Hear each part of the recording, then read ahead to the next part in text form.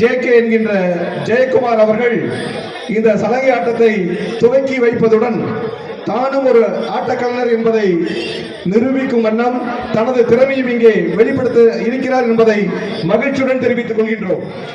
திரு JK. என்று நாங்கள் அன்போடு அழைக்கப்படுகின்ற திரு ஜே.கே. அவர்கள், அவர் எங்கள் மன்றத்திற்கு உறுதுணையாக இருக்கிறார். எந்த நிகழ்ச்சிக்கு போன்ல தான் சொல்லுவாங்க, பத்திரிகைலாம் வேண்டாங்க மாப்பிள்ள அப்படின்ட்டுருவாங்க.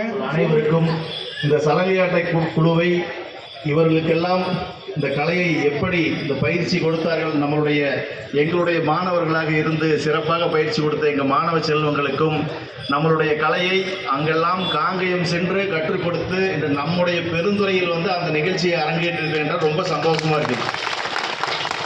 இப்போ நாங்கள்லாம் பார்த்தீங்கன்னா எங்கள் சின்ன வயசுலேருந்து நான் கூட போய் ஆடி ஆடி லோக்கலில் ஊருக்குள்ளே போய் கம்பம், எந்த ஊரில் கம்பம் போட்டாலும் சுற்றி இருக்கிற ஒரு 18 கிராமத்தில் எங்கே போனாலும் சலங்கை எடுத்துகிட்டு போயிடுவோம். எங்கள் அப்பா நம்மளும் பேசுவாங்க, என்னடா ஒரு கம்பம் போட்டால் இப்படி சலங்கை தூக்கிட்டு போயிடுவீங்கன்னு. ஆனால் இந்த சலங்கை ஆட்டத்தினால தான் நான் 3 முறை யூனியன் கவுன்சிலர், 4வது முறை எம்எல்ஏ.